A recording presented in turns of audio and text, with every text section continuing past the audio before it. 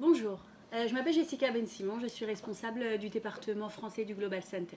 Aujourd'hui, je vais vous expliquer ce qu'est le Global Center, le rôle du Global Center et le domaine d'activité du Global Center. Tout d'abord, le Global Center de l'Agence Juive, c'est le centre d'information téléphonique de l'Agence Juive. On est en fait un centre d'information, on reçoit des appels téléphoniques du monde entier, on donne des informations sur la LIA. On peut donner des informations générales sur la LIA et on accompagne, notre rôle aussi est aussi d'accompagner le candidat d'ALIA dans toute la procédure d'ALIA, de l'ouverture de dossier à la ALIA. On donne des services divers sur tous les sujets donc, qui sont liés à l'ALIA ou qui peuvent être aussi liés à l'intégration ou aux différents programmes d'intégration. Donc le Global Center est divisé en 4 départements. Nous avons le département russe, le département anglais, le département espagnol et portugais et bien sûr le département français. On parle plusieurs langues. On parle le français, l'anglais, le russe, l'espagnol, le portugais et bien sûr l'hébreu. Et nous avons en fait 39 numéros verts du monde entier. En fait, si vous nous appelez directement d'Israël, alors vous allez devoir choisir la langue auquel vous parlez en fait. Et si vous nous appelez par exemple de France, alors vous allez directement tomber sur les départements français. Maintenant, je vais vous expliquer le département français. Le département français du Global Center est constitué de 11 conseillers. En fait, si vous nous appelez, vous allez pouvoir parler à différentes personnes. On est ouvert du dimanche au jeudi de 8h à 20h heure israélienne et nous sommes aussi ouverts le vendredi de 8h à 13h30. On parle l'hébreu, le français et l'anglais et on répond aux personnes qui peuvent nous appeler de France, de Suisse, de Belgique ou d'Israël directement. À la fin de notre conférence, je vous donnerai les différents numéros de téléphone et je pense qu'ils seront aussi inscrits dans les commentaires. Le domaine d'activité.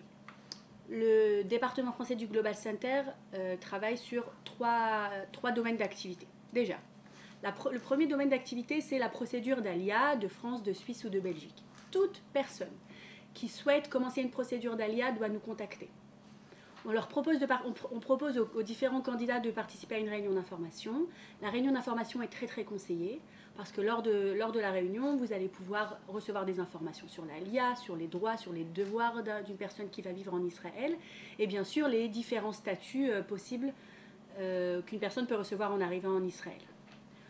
Vous avez la possibilité, si vous êtes en France ou à Marseille, de vous inscrire directement à la prochaine réunion d'information sur le site de l'Agence Juive.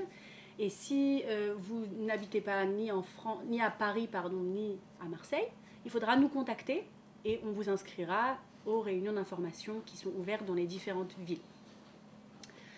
Donc toute personne, comme je vous l'ai dit, qui veut commencer une procédure d'ALIA doit nous contacter et participer à une réunion d'information. Après la réunion d'information, vous allez recevoir directement sur votre mail personnel le questionnaire d'ouverture de dossier.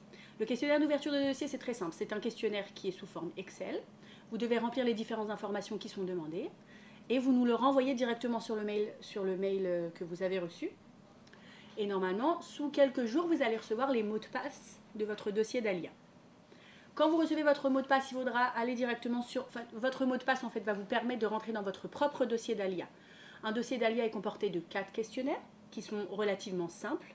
Bien sûr, si vous avez des questions au sujet de ces questionnaires, vous pouvez toujours nous contacter. On est joignable tous les jours. Vous nous appelez, on vous explique comment avancer dans les différents questionnaires si vous avez des questions. Et bien sûr, vous allez aussi recevoir un mail explicatif des différents documents que vous allez devoir nous envoyer. Je vais vous donner les 3 différents documents qu'on demande. C'est bien sûr, je souhaite vraiment préciser que les documents que je vais vous demander, que je vais vous dire là tout de suite, c'est les documents qui sont basiques. Ça veut dire que selon les réponses de votre questionnaire d'ALIA, on aura la possibilité de vous demander d'autres documents. Les 3 documents basiques sont, premièrement, c'est un certificat de judaïcité, deuxièmement, c'est un acte de naissance, et troisièmement, c'est un passeport, donc vos passeports français, suisse ou belge. Bien sûr, je le répète, c'est très important, on vous précisera les différents documents qu'on devra peut-être rajouter à votre dossier. À partir du moment où vous allez remplir vos 4 questionnaires et à partir du moment où vous allez nous envoyer les documents demandés, donc vous allez avoir la possibilité ou de les scanner directement dans le dossier ou de nous les envoyer directement par mail, on vous recontactera pour vous fixer un rendez-vous avec le délégué d'ALIA dans la ville où vous habitez. Là, la procédure n'est pas encore finie. On fixe en fait un entretien avec une personne qui va pouvoir vérifier vos documents originaux. Bien sûr, vous devez venir au rendez-vous avec vos documents originaux, vérifier les différentes réponses que vous avez répondu à votre dossier.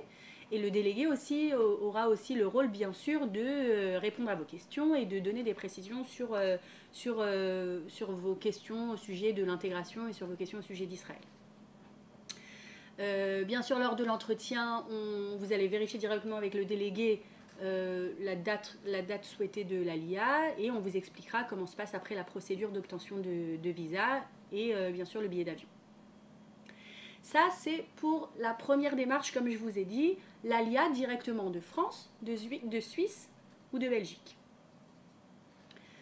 Le deuxième domaine d'activité, c'est l'obtention de visa de travail ou de visa d'étudiant. À partir du 1er mars 2017, vous allez avoir la possibilité de contacter le Global Center pour recevoir un visa d'étudiant ou un visa de travail. L'obtention de visa, comme je vous ai dit, c'est à partir du 1er mars, et c'est que pour la France, et c'est pour les personnes qui ne font pas Massa. Toutes personnes qui font Massa doivent directement prendre contact avec les organisateurs de Massa. Il faut nous contacter, on vous expliquera. La procédure ressemble beaucoup à la procédure que je viens de vous expliquer. On vous expliquera, bien sûr, avec plus de précision lors de votre appel, avec un de nos conseillers au global. Le troisième domaine d'activité, c'est la procédure de changement de statut. Alors quand on vous dit changement de statut, il y a beaucoup de personnes qui nous demandent qu'est-ce qu'un changement de statut. C'est quand une personne nous appelle et c'est une personne qui habite directement en Israël et qui veut changer son statut de touriste au statut de Olé. Le Global Center, le département français du Global Center s'occupe du changement de statut directement de Jérusalem. Alors, une personne qui habite à Jérusalem et qui n'a pas de passé israélien.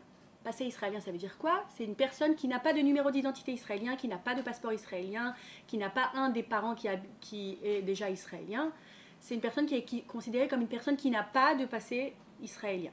Bien sûr, si vous avez des questions à ce sujet, vous nous appelez et nous on vérifiera avec vous par téléphone. Donc toute personne qui habite à Jérusalem et qui n'a pas de passé israélien doit nous contacter.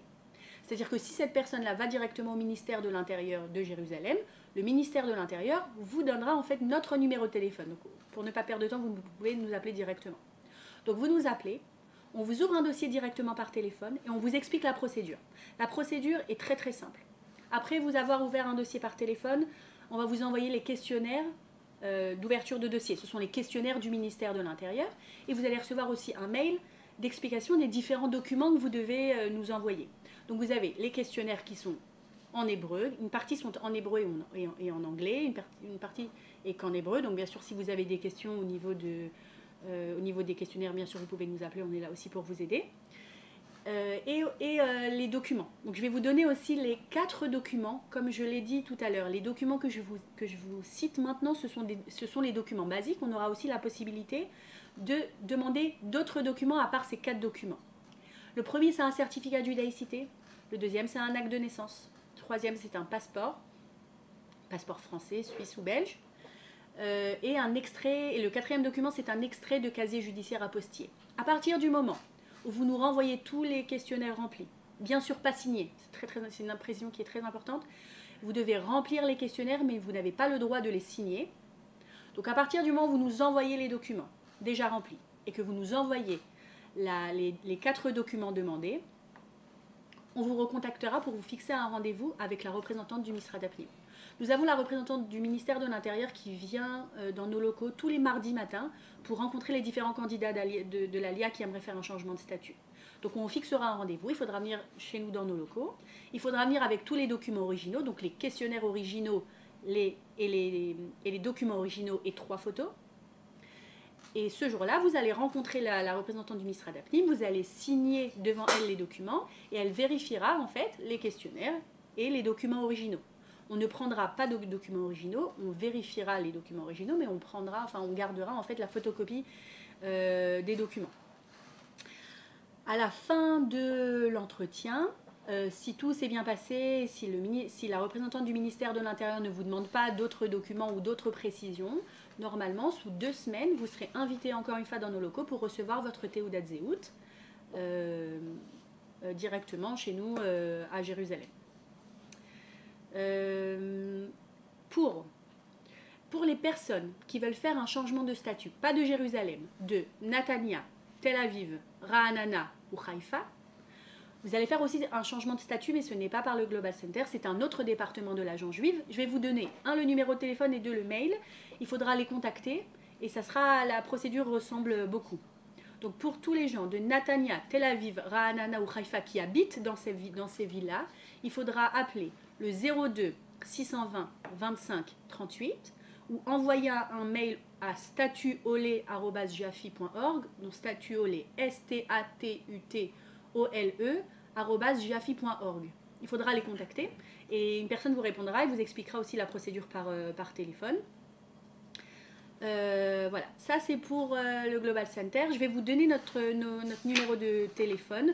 Donc si vous nous appelez d'Israël pour un changement de statut de Jérusalem, il faudra nous contacter au 1-822, pardon, excusez-moi, 1-822 85, comme ça je fais un petit trou.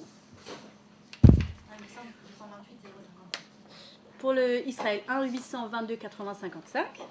Pour la France, au 0800 916 647. Pour la Belgique, le 0800 709 67.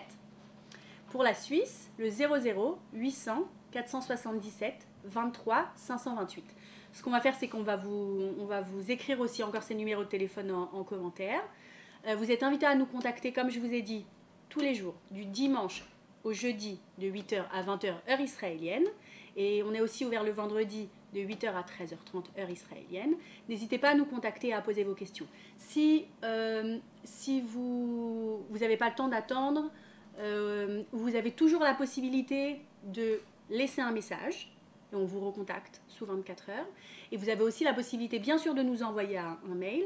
Je vais vous donner notre mail, c'est gci-fr@jafi.org.